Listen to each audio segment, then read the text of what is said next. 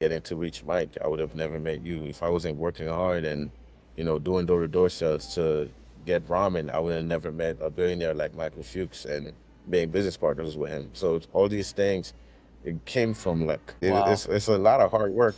I say luck because luck is like it's like things you didn't expect happening. For example, you give me 10,000 out of nowhere off of a baby I shower, almost forgot about that, but and thank you. I appreciate that for yeah, saying that. off of, I had to give you and 10,000 because that was your work was just amazing. You said nothing. Okay, come over. I'm doing my baby shower. But I was like, I gave you more than whatever that was just because it was like, bro, yeah, I yeah, see something in flow. yeah, You were flowing through life, man. You were flowing through life. yeah, You were at maybe the lowest point in your life, but I was like, there's something in this guy. I just see where you can go. And boom, fast forward, all your dreams, man, that you've been able to do, all the yeah, content that you've been able to do.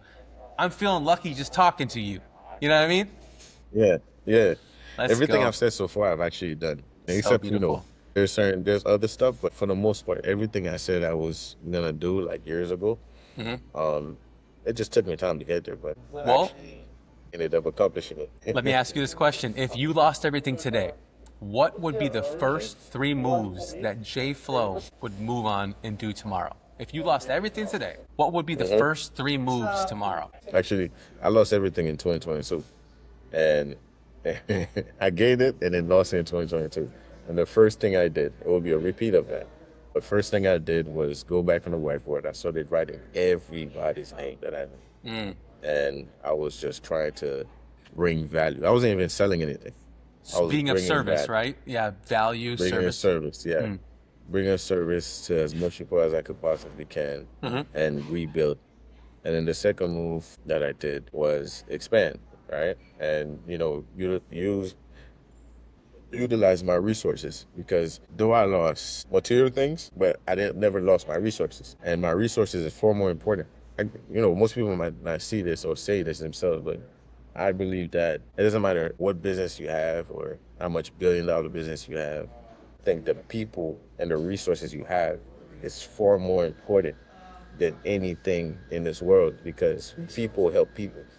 Like even if you were to say like you made this on your own, that's not true because if you have a business, it takes one person to give you a chance to get that thing going. The first transaction, that's Mm. somebody helping you. You know what I'm saying? So people don't look at it like this. It's people that helps people, and that's like the way more important. Relationship is currency way more than money is. The biggest currency in the world. Like without each other, we won't make it. You can't go anywhere without people. It's literally. And that third thing. So the first, the second, and the third Uh-huh. thing. What Oh would be yeah, the third first, you think? second, third thing, third thing. No, first thing is actually go to God first. Okay, okay, I So like that's that. So you take that one, put first it in thing. the front. Yeah, Front. I like that. yeah. Put it in the front. Yeah, If you go lose to it God first. all, like, hey, talk to God first, as Yeah, God has a better plan for you. Is that what I'm hearing? yeah. I And like then that. not just when you lose it, though, just even when you have it, sometimes we fall off. But whatever you believe in, really, people have different beliefs. But mine is Mm. God. Like go to Wow. And because then once you go to that what's person, put it in front of them. It's Everything's gonna awesome. come. It's awesome. What's something about money or success nobody warned you about? What's something about money or success that nobody warned you about? Go through world too fast. It came to a point I wanted to rush my process. Even though I built everything horizontal, Mm. I got to a point when I got around people like because you get so inspired. You're seeing things you've never seen before, experiencing things you've never experienced before. So what it does mentally to your process, you're like, damn, I want to get there as soon as possible. So Rushing it, then right? you try to rush every single thing. You know what I'm saying? So then it kind of like I didn't know that part. It's kind of like okay, boom. We'll shot somebody. I said, yo, you're gonna get there. Wow. Slow down a little bit, and because slowing down doesn't mean not proximate, but slow down means slow down, analyze everything you have, and then take it as you go. And Yeah. once you try to like shoot, because they were chasing the materials, they were chasing it. Wow. And was there a So it's moment? like for you too. I see that as well. Sheesh, I you see telling that me? through you as well. Through everyone I've met, except for you, especially. When I first met you, you were buying.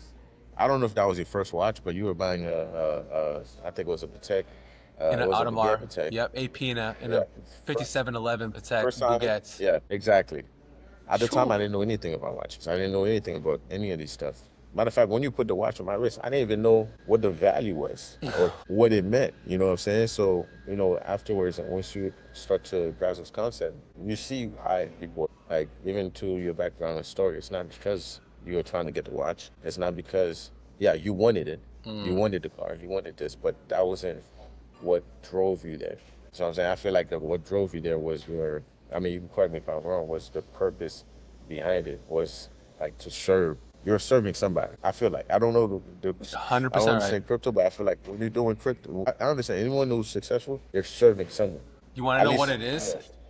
yeah. Is they're trophies to ourselves, right? The fancy cars, the McLarens, the Yeah. Ferraris, the Rolls Royces, the fancy watches, the Pateks, the RMs, the Rolexes, the APs. I just spoke with Uncle Audemars, and all these things is, if you think about it, I think what I was doing of service was, there was no better feeling than somebody coming up to you and being inspired. A little kid, I remember when I was a little kid, I would read these DuPont magazines. I'd be like, I'm gonna get this. One day I'm gonna get a Ferrari. One day I'm gonna get, this Rolls Royce. One day I'm gonna get this Bentley, like whatever it may be. When you get this Mhm. stuff, it's not for me. It's for the people out there in the world, to show them what's possible. That kid in me, when they get to sit in that supercar, when I got to open up the door to the McLaren and see a kid get inspired, just, can I take a photo?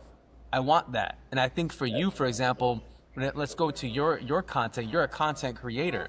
There's probably no better feeling than to see your work out there inspire the next generation of winners. Does that make sense? Like, where I want people to Yes. feel lucky. That's what I'm feeling lucky is about. Like, I was thinking I want to build, this multi-billion-dollar company and all this stuff, and maybe it happens, maybe it doesn't happen, but I know it's going to happen because I'm feeling lucky, right? And I wasn't going to wait for luck. I became it. I'm lucky. And I want people out there to believe in that. And I'm creating this I'm feeling lucky $1 billion movement. I want people around the world to believe the mentality, the mantra, that they feel lucky.